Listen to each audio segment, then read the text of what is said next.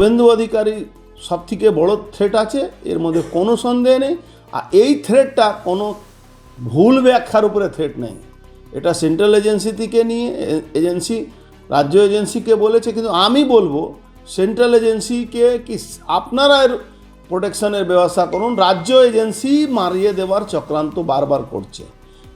শুধু ওই গুলি দিয়ে মারিয়ে দেব না, আইডি ব্লাস্ট করাতে পারে, গাড়ি থেকে অ্যাক্সিডেন্ট করাতে পারে। সেন্ট্রাল এজেন্সি, রাজ্য এজেন্সি, এটা রাজ্যের এজেন্সি ব্যাপার বলছি আমি। রাজ্য এজেন্সি ছাড়া এই ধরনের লোকের খুন হয় না।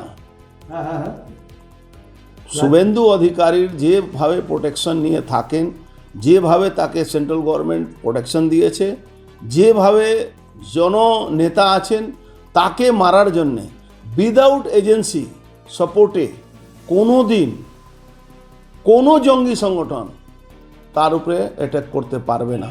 2026 ইলেকশনের আগে যদি মমতা ব্যানার্জি শুভেন্দু অধিকারকে মারিয়ে দিতে পারেন, তাহলে মমতা ব্যানার্জি পবারা হয়ে যাবে।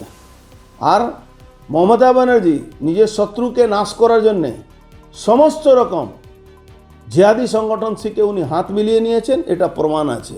গুলশন কলোনি চলে যান, কলকাতার মধ্যে গুলশন কলোনি যেভাবে ডেভেলপ হয়েছে আপনি আইডিয়া করতে পারবেন না। এটা 3 লেয়ার সিস্টেমে অ্যাটাক হয়।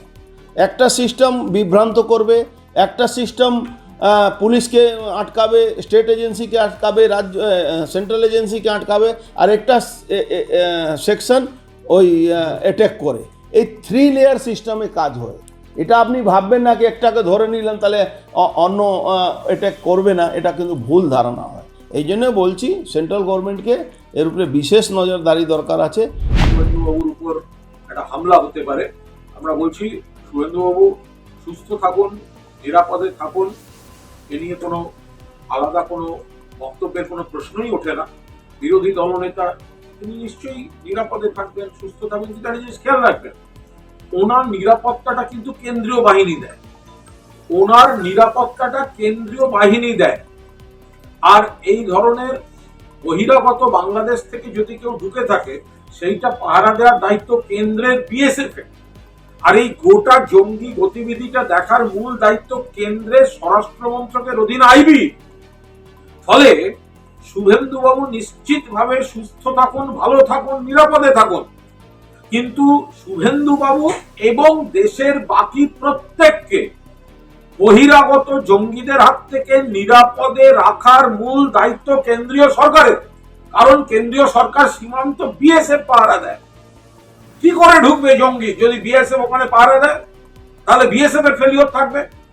জঙ্গিদের মুভমেন্ট দেখার দায়িত্ব কার? IB, central IB. IB fail করলে তবেই তো সেই জঙ্গি মুভ করছে।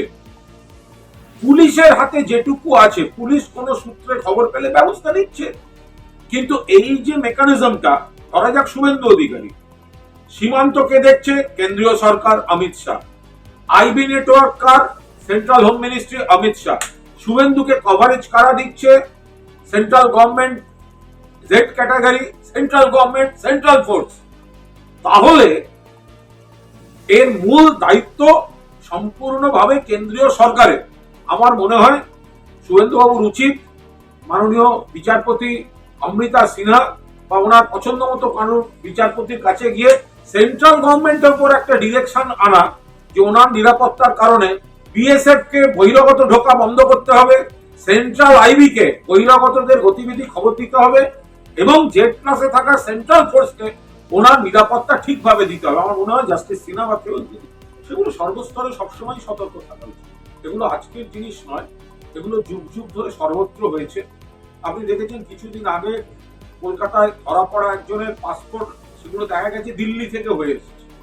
ফলে মূল সমস্যা হচ্ছে দেশের বাইরে থেকে নথিপত্র ছাড়া অবৈধ লোকজন ঢুকছে। কি করে ঢুকছে? বিএসএফ আছে তো। সীমান্ত তো কোনো রাজ্য সরকারের পুলিশ পাহারা দেয় না, সীমান্ত পাহারা দেওয়ার দরকার সেন্ট্রাল এজেন্সিগুলোর, সেন্ট্রাল ফোর্সের।